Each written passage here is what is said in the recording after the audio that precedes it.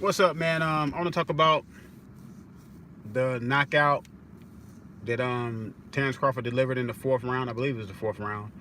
It was kind of like a half hook, half jab. It had power on it. Brook was coming in, so he kind of helped, you know,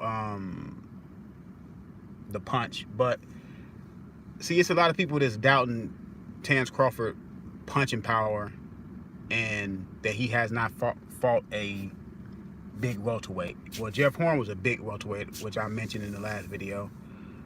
Now Brook, a big welterweight who fought at 160, Golovkin at 160, moved up to 160 and fought. And Terrence Crawford power is real. He has power at 147 all throughout the rounds because he showed that in that Benavidez fight when he hit him with that uppercut. I believe that was the 12th round, if I'm not mistaken. So he has good power, like really good power. And listen, man, Terrence Crawford is a great fighter, man. People need to stop doubting his size, his strength. You can't look at a man and see that a slender, slighter build and say, well, he's not strong. You have to judge it off what they do physically. You know what I'm saying? Everybody looking at Kell Brook said, oh, he's going to rehydrate. He's going to come in there looking like a bodybuilder. That's not good, coming in there looking like a bodybuilder in a boxing game when you have oxygen that needs to get to all those muscles.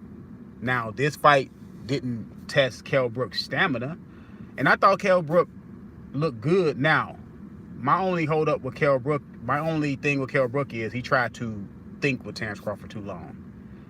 You can't sit there and try to think with Terrence Crawford.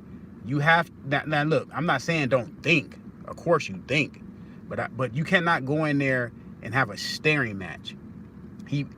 Kell Brook was using his jab. He jabbed to the body. I believe he even hit Terrence Crawford with a uppercut. But he was trying to, for too long stretch of a time, he wasn't throwing no punches. And you have to let your hands go. Now, not saying that he would have still beat Terrence Crawford if he would have let his hands go early. I know a lot of people say he'd jump on Terrence Crawford. That's easier said than done, to tell somebody just to jump on him. He can't just outright just jump on the man and be too overly aggressive. Then he gonna get caught with something as well. He gonna get caught with something then too. You just have to mix it up. And I don't think he mixed it up. I don't think Kell Brook mixed it up well with being aggressive and, being, somewhat patient. And when you're patient, what I mean by patient, still use your jab. He could have still been pumping his jab. You could be patient and pump your jab, you know what I'm saying, to try to find your range. Now, after the fight, Kell Brook said that he was impressed with Terrence Crawford's range, his space. Terrence Crawford also said he was impressed by Kell Brook's range and space. Neither fighter was trying to give up, that range finder. You know what I'm saying? So it took a little while, but that's going into Terrence Crawford's hands. When you sit there and try to think with the man, now Terrence Crawford was feinting. He was trying to see how Kell Brook react to certain feints. Terrence Crawford didn't throw a whole lot of punches in the first couple rounds, and he was trying to get Kell Brook's movement down, because Kell Brook, he has like a awkward, kind of bounce up in there. He's not bouncing too much, but it's an awkward kind of rhythm. So he was trying to get his rhythm down, and Kell Brook was running rounds while he was doing that. You know what I'm saying? So when people say Terrence Crawford is a slow starter, I don't believe he's a slow starter, because I've seen fights where people say he's a slow starter. He won those slow rounds. So long as you win the rounds. Now in this fight, that wasn't the case. You know what I'm saying? I think Kell Brook won the first 2 rounds. I think Terrence Crawford won the 3rd round, and obviously he finished him in the 4th. But now we got the Errol Spence Danny Garcia fight. Let's see what happens with that fight. I have to see how Errol Spence looked post the car accident. People, I'm not gonna just look at that car accident and say, oh well, Errol Spence is 100% over that. Now he could be over. He could be physically 100%. Psychologically, is he over it? The man got thrown out of a car and obviously hit his face somewhere because he broke teeth. So getting hit, now he has been sparring, you know what I'm saying? So he has tested his his face, his facial structure, held up in sparring. You know what I'm saying? I believe he probably had some good headgear on, but now he's going to a fight with Danny Garcia, who can punch hard.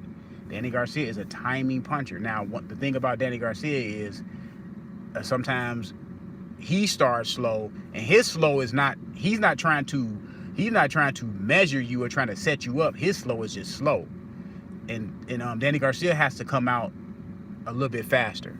Danny Garcia has to pump his jab a lot more in this fight. Now, he says he's going to come out a lot faster. Now, that's easier said than done, because usually when fighters do that, when fighters fight a certain way for a long period of time and they say, oh, I'm going to change, this fight I need to change, usually it lasts maybe a couple rounds. Now, can he keep it up? You know what I'm saying? Can he keep the aggressive style up? Will he do that? Will he be comfortable doing that when fire start coming back at him? You know what I'm saying? Because it's easier to do it when you're having your way. Now, when Danny Garcia is not having his way anymore, he's going to probably revert back to what he does. You know, counter puncher. That's what Danny Garcia is, a counter puncher. So we have to see. I think that fight is December 5th. We have to see what happens with that fight. If Errol Spence wins that fight, now Bob Arum is talking about the Manny Pacquiao fight. He stated that the Pacquiao fight was almost done, but when the COVID-19 hit, the place where they wanted to have it at, somewhere overseas in another country, told him that they couldn't have the fight. But now he said that they called him back and they said that they can make the fight now.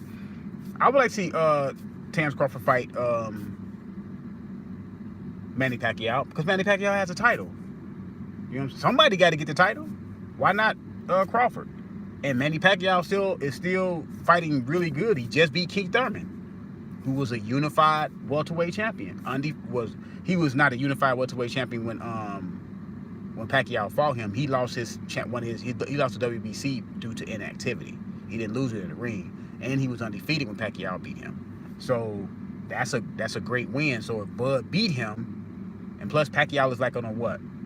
Ever since he lost to Jeff Horn, he's on a what? Four fight win streak or something like that, somewhere up in there. I know he beat Adrian Broner up in there somewhere. So we have to see how that goes, how that negotiation goes. But yeah, he could fight Manny Pacquiao. Manny Pacquiao is not a pushover. You know what I'm saying? So Terrence Crawford had to be on his game, because Manny Pacquiao, if he think that Kell Brook, body movement was hard to pick up, Pacquiao's gonna be hard to pick up. So, but I got Terrence Crawford winning that fight versus Manny. You know, tough fight. It could be a tough fight, but I have him winning. But yeah, when it comes to Errol Spence and Terrence Crawford, my position on that fight has not changed for the last 3 years. Terrence Crawford gonna win the fight. Terrence Crawford, the cream gonna rise to the top.